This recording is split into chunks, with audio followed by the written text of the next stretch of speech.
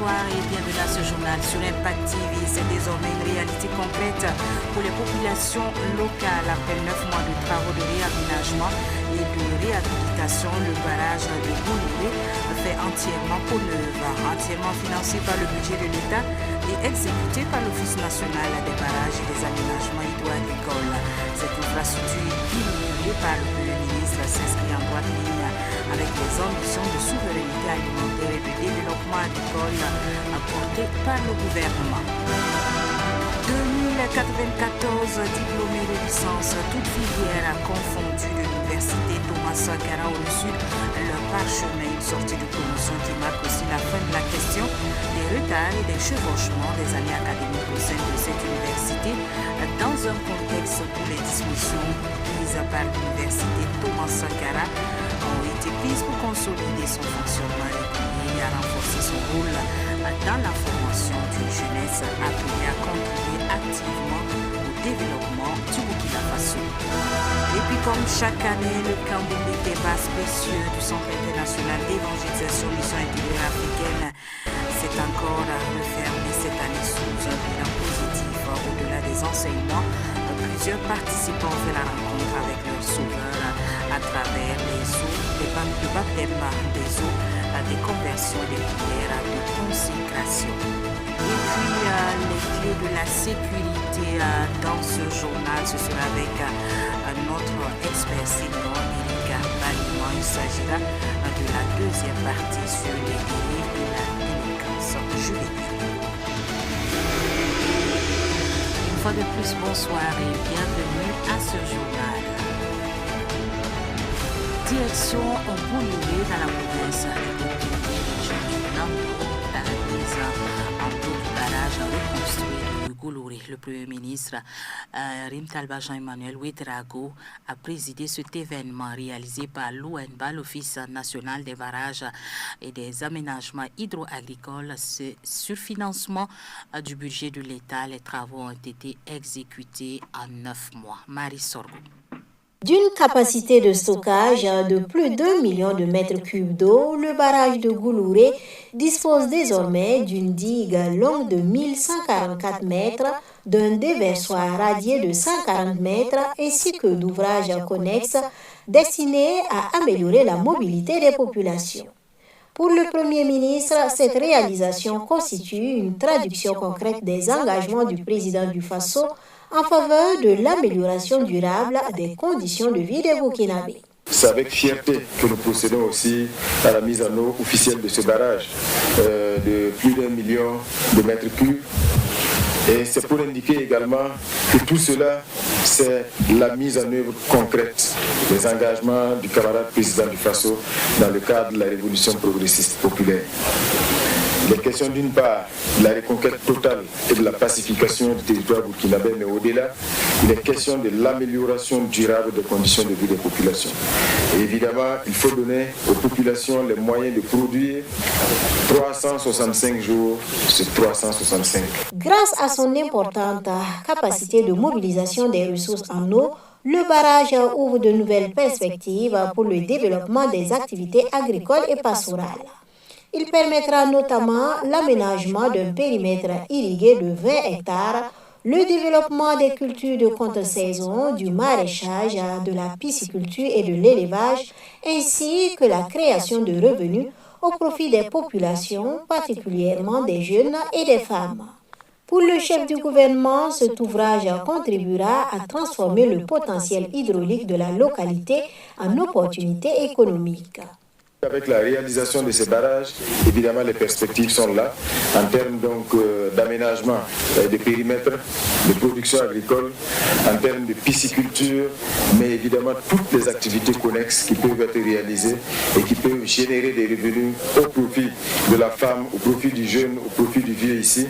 Et donc c'est l'occasion d'indiquer également que toutes ces réalisations ont été faites par des ressources propres, c'est entièrement financé par le budget de l'État.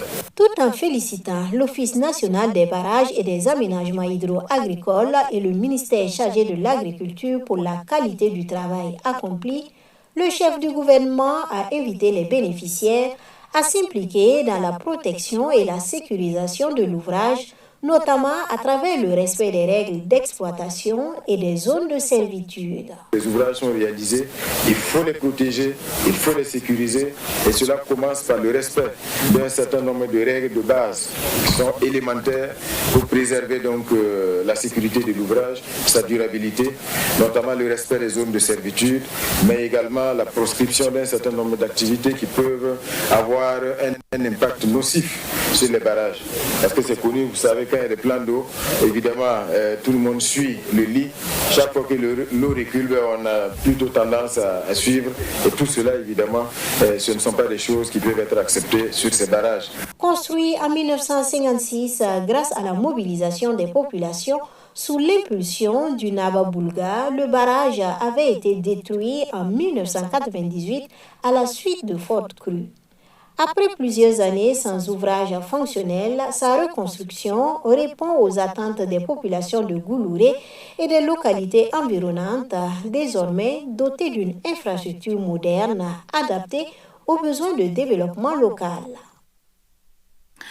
Placé sous le thème la gestion des établissements publics de l'État dans un contexte de révolution progressiste populaire, la 27e session de l'Assemblée générale des établissements publics de l'État a porté sur l'examen des rapports de gestion et des états financiers de 106 établissements publics, toutes catégories confondues au titre de l'exercice 2025. Le Premier ministre a salué l'engagement des forces de défense et de sécurité à des volontaires pour la défense de la patrie. Tewende Lamoussa Claudina Ouedrago. Placé sous le thème la gestion des établissements publics de l'État dans un contexte de révolution progressiste populaire, cette session a porté sur l'examen des rapports de gestion et des établissements financiers de plus d'une centaine d'établissements publics, toutes catégories confondues au titre de l'exercice 2025. Elle constitue le principal cadre de reddition des comptes, d'évaluation des performances et d'orientation stratégique de ces structures. Le chef du gouvernement, en situant la rencontre dans un contexte marqué par les avancées de la reconquête du territoire national et l'accélération des réformes engagées dans le cadre de la révolution progressiste populaire, a salué l'engagement des forces de défense et de sécurité, des volontaires pour la défense de la patrie et l'ensemble des forces vives de la nation. Selon le Premier ministre, le retour progressif des personnes déplacées internes dans leur localité d'origine ouvre de nouvelles perspectives pour la reconstruction des services publics, la relance des activités économiques et la renaissance de la vie sociale dans les zones reconquises.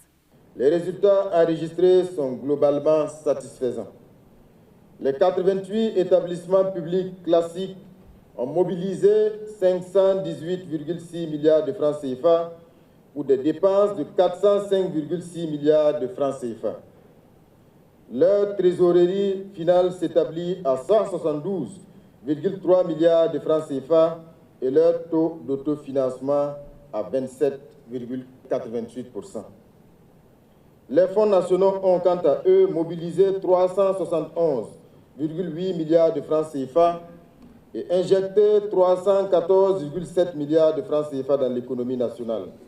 Leur taux d'autofinancement ressort à 111,27%, largement supérieur au seuil de référence de 20%. Dans un contexte de rareté des ressources, il a appelé au renforcement de la discipline budgétaire, de l'efficience de la dépense publique et de la culture des résultats, afin que chaque franc mobilisé produise le maximum d'impact au profit des populations.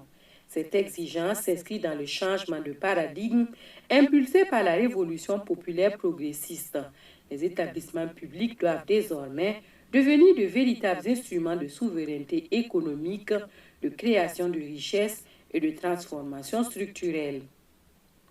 Les établissements publics devront également contribuer à la mise en œuvre du plan Relance 2026-2030 et incarner les valeurs de discipline, d'intégrité, de responsabilité, de patriotisme, de transparence et d'exemplarité qui fondent la révolution progressiste populaire. Le thème retenu cette année est la gestion des établissements publics de l'État dans un contexte de révolution progressiste populaire. Il traduit parfaitement notre ambition de faire des établissements publics des instruments stratégiques de mise en œuvre des politiques publiques. Pour de nombreux Burkinabés, ils représentent le visage concret de l'État. Ils doivent plus que jamais être des instruments de souveraineté nationale. Ils doivent contribuer à la sécurisation de nos approvisionnements stratégiques, accompagner l'industrialisation de notre pays, soutenir la transformation locale de nos ressources, promouvoir l'innovation, développer le capital humain et renforcer la résilience de notre économie face aux chocs extérieurs. Ils doivent également incarner les valeurs de discipline, d'intégrité, de responsabilité, de patriotisme et d'exemplarité qui fondent la révolution progressiste populaire. Cela suppose une gestion rigoureuse des ressources publiques, une gouvernance exemplaire, une culture permanente de l'évaluation des performances ainsi qu'une recherche constante de l'efficacité dans la satisfaction des besoins des populations. Le ministre de l'Économie et des Finances a relevé une hausse de 9% des recettes contre une progression de 5% des dépenses, traduisant une amélioration des performances financières des établissements publics. Il a toutefois insisté sur la nécessité de poursuivre la rationalisation des structures, d'accélérer la digitalisation des services et de maîtriser la masse salariale. Il a également salué l'engagement des présidents des conseils d'administration, des directeurs généraux, des administrateurs et des plus de 44 600 agents des établissements publics. La fin des retards et des chevauchements des années académiques a été officiellement célébrée ce vendredi à l'université Thomas Sankara à l'occasion de la sortie de promotion de 2094 diplômés de licence. Présidée par le ministre de l'Enseignement supérieur, de la Recherche et de l'Innovation, cette cérémonie consacre le retour à la normalisation du calendrier académique. Eliasa Badiel, Silimani Priska Wali avec la voix de Aristide. Ils sont 2094 nouveaux diplômés en licence célébrés par l'université Thomas Sankara ce vendredi 31 juillet. Une cérémonie qui revêt un caractère particulier puisqu'elle marque également la fin des retards et des chevauchements des années académiques au sein de l'institution. Placée sous le patronage du ministre de l'Enseignement supérieur, de la Recherche et de l'Innovation, cette cérémonie consacre les efforts conjugués de l'administration universitaire, des enseignants, du personnel administratif et des étudiants pour le retour à un calendrier académique normalisé. Entre le système d'apprentissage et le marché de l'emploi, il fallait opérer un changement drastique au niveau des curricula. Et c'est ce travail qui est pratiquement achevé. À la rentrée prochaine, il y aura de nouveaux curricula. Aujourd'hui, si nous célébrons la fin de l'année académique, cela veut dire que globalement, toutes les licences ont exécuté tout ce qu'il fallait comme enseignement dans le temps imparti, c'est-à-dire dans l'année académique. Cela vient définitivement régler la question des retards et des chevauchements des années académiques à l'université Thomas Sankara. Baptisée combativité, cette promotion est composée d'étudiants issus des filières des sciences juridiques, des sciences économiques ainsi que des sciences techniques. Ce n'est pas évident que qu'avant les étudiants puissent suivre la formation en 3 ans et puis acquérir cette attestation-là dans ce laps de temps. Donc pour nous, c'est un honneur. Le ministre a également annoncé que l'immersion patriotique sera rendue obligatoire pour les étudiants dans les années à venir. Selon lui, cette initiative permettra aux futurs diplômés de s'approprier et d'incarner les valeurs prônées par la révolution progressiste populaire. Nous avons cette immersion patriotique obligatoire pour tous ceux qui obtiennent leur baccalauréat. Est-ce qu'il est normal que les étudiants soient en reste par rapport à cette initiative? Donc c'est pour cela que dans le cadre de la relecture des curricula et qui rentreront en vigueur à la rentrée prochaine, nous y avons introduit la formation civique et patriotique pour permettre à chaque étudiant d'avoir cette chance de connaître les valeurs qu'il faut avoir, qu'il faut incarner. Des attestations de reconnaissance ont également été remises aux différents acteurs dont l'engagement a contribué à la normalisation des années académiques à l'université Thomas Sankara. Une plantation symbolique d'arbres est venue clore cette célébration, symbole d'un nouveau départ pour l'université et ses diplômés.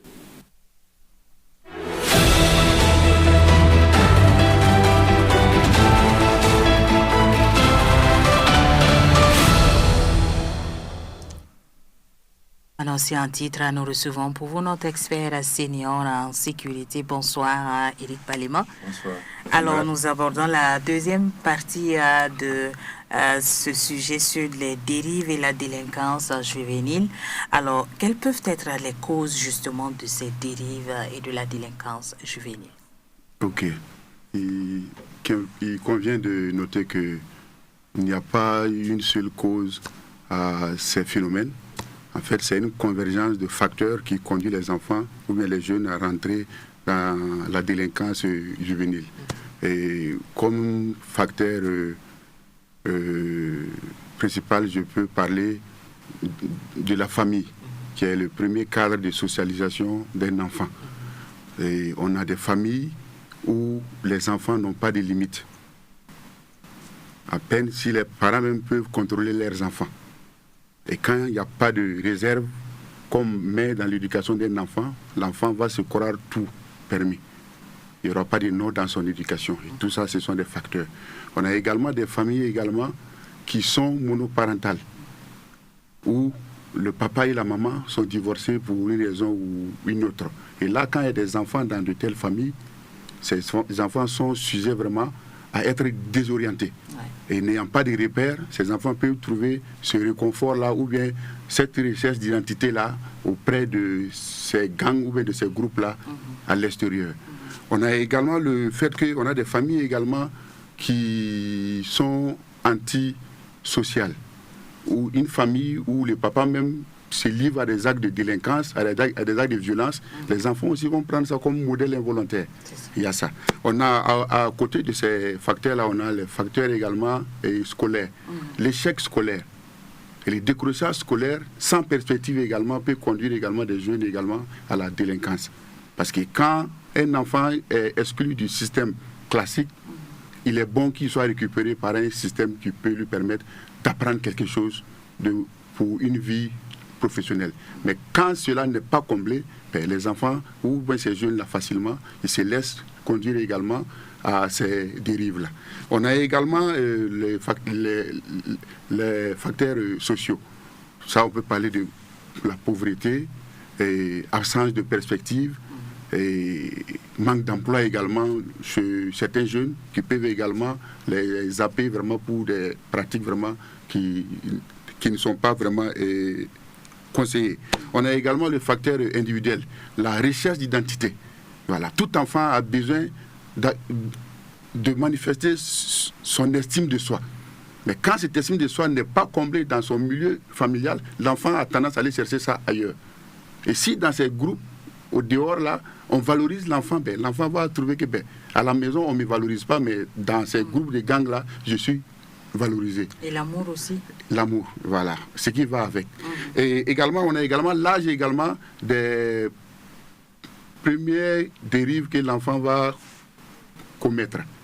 Vous savez, dans l'évolution d'un enfant, il y a ce qu'on appelle la petite enfance et la phase de l'adolescence. Donc, il est conseillé que si un enfant, au niveau de la petite enfance, l'enfant commet certains griefs-là, il est bon de le corriger très tôt. Et ne pas le laisser grandir avec ses comportements. On a également l'influence également du numérique aujourd'hui. Voilà, les enfants ont l'accès facile à tout ce qu'ils veulent comme contenu sur les réseaux sociaux. Même il y a des groupes même qui s'activent également pour des recrutements, pour des activités illicites. Tout ça, c'est des facteurs vraiment qui peuvent conduire à la délinquance. Mais je le dis encore une fois de plus, c'est-à-dire qu'un seul facteur ne peut pas conduire forcément un enfant à la délinquance. Il faut vraiment une combinaison de beaucoup de facteurs pour que l'enfant maintenant puisse se retrouver dans ce phénomène-là. Ouais. Voilà. Je sais que vous l'avez déjà mentionné lors de la précédente édition, une des conséquences ou deux de ces conséquences de ces dérives-là. On a la consommation de la drogue qui est là, On a également les actes de violence également. On a les cas de petite délinquance également qui surgissent, voilà, et que nous pouvons constater. Et même, ça peut se manifester même à la maison avant maintenant de s'exporter vraiment à l'extérieur. Donc tout ça, ce sont des conséquences. Voilà. Alors pourquoi c'est important d'intervenir tôt justement pour éviter ces cas de dérive et de délinquance juvénile? Ok. Les spécialistes s'accordent à ce que la prévention primaire est toujours utile. Parce que cette prévention précoce-là permet de détecter, voilà, cet écart de comportement venant de la part du jeune. Ce qui permet d'accompagner ce jeune et sa famille et même la collectivité pour pouvoir les protéger. Parce que ce qu'il faut dire, la prévention est une responsabilité collective. Bien que cela vienne également et renforcer ce que les institutions font déjà pour éviter qu'il y ait des troubles à l'ordre. Voilà. Et également, je dirais que cette prévention précoce là aussi, un conseil pour les parents, ne donnez pas trop de confiance à vos enfants.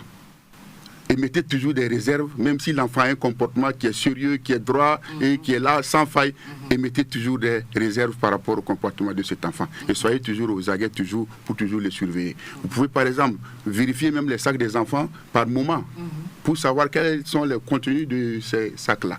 Surprenez-les par moment même dans leur chambre pour savoir qu'est-ce qu'ils font dans la chambre. Les contenus également qu'ils consomment via aussi les réseaux sociaux, essayez également de savoir quel contenu mon enfant consomme. Voilà. Donc ça aussi, on peut donner ça comme ça. Voilà. Comportements qui alertent déjà, ils peuvent déjà faire attention. Oui. Bon, quelques signes primaires, on a peut-être même le langage. Un enfant qui était sérieux, qui respectait, qui n'avait pas d'écart de langage, et subitement qui commence maintenant à insulter. Voilà, c'est pour dire quoi? Il a appris ça où? Forcément avec des pères au dehors. Ou bien même l'attitude même de l'enfant. Son habillement aussi commence à changer. Avant, il s'habillait de manière décente, mais il commence à marcher les fesses dehors, slip dehors et tout ça. Il a appris ça où?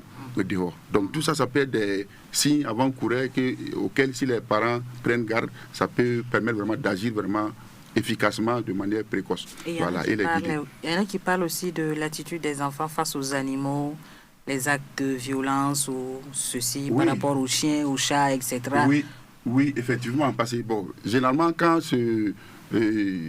la manifestation de la violence commence à s'installer, l'enfant va commencer à exprimer ça avec ce qu'il peut trouver sous la main. Et si l'enfant a des animaux de compagnie, vous allez pouvoir peut-être remarquer ça au travers de son interaction avec ce dit animal. Voilà.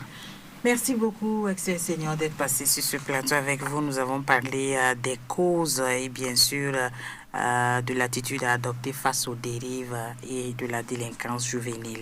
On va certainement vous retrouver dans nos prochaines éditions pour d'autres sujets.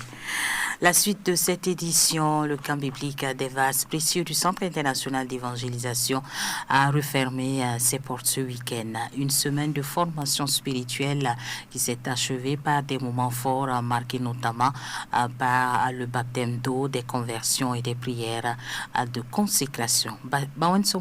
Jean-Philippe Sawadou. Ils étaient plus de 600 participants venus de l'église siège du Centre international d'évangélisation, mission intérieure africaine, des églises annexes, d'autres communautés chrétiennes, mais aussi des personnes venues découvrir l'évangile. Durant une semaine, ces campeurs ont pris part à des enseignements bibliques, des temps de prière, de louange et de partage, dans le but d'approfondir leur foi et leur relation avec Dieu. Point d'orgue de cette édition, plus de 150 campeurs ont reçu le baptême d'eau par immersion. Un acte de foi, précédé d'un enseignement sur la signification du baptême, présenté comme le symbole de l'identification du croyant à la mort, à l'ensevelissement et à la résurrection de Jésus-Christ. C'est ma première fois que je participe au camp. Ça me fait que à partir de maintenant, je pourrais vraiment parler avec le Seigneur. Je pourrais avoir le Saint-Esprit, je pourrais discuter avec lui, je pourrais qu'il m'exauce. J'ai pu apprendre que chaque choix que je fais dans ma vie aura un impact dans le futur. Quand il était très bien, et je remercie le Seigneur car j'ai appris davantage la parole de Dieu. Je me sens bien quand je me suis baptisé. Et ça me permet de laisser mes péchés que je faisais avant, quand je n'étais pas baptisé. J'ai appris à améliorer ma relation avec Dieu, pouvoir me faire de bons amis, apprendre à pouvoir me connecter avec Dieu, lire ma Bible les soirs, prier. Je me sens bien maintenant de savoir que tous mes péchés, que tout ce que j'ai la vie éternelle maintenant, que Dieu est avec moi chaque jour de ma vie. Avant, j'étais un peu stressée avant de me faire baptiser, mais après être rentré dans l'eau, après avoir reçu le Seigneur en moi, je me sens meilleur, nouveau et plus libre de m'exprimer avec le Seigneur. Je me sens très heureux parce que je passe au baptême. J'ai la grâce de pouvoir communier avec le corps et le sang de Christ, avec mes frères et mes soeurs. Et je remercie Dieu pour cette grâce-là qu'il m'a accordée. Je me sens bien parce que j'ai été baptisée et je sais que j'ai reçu le Saint-Esprit parce que j'ai déjà reçu le don du parler en langue.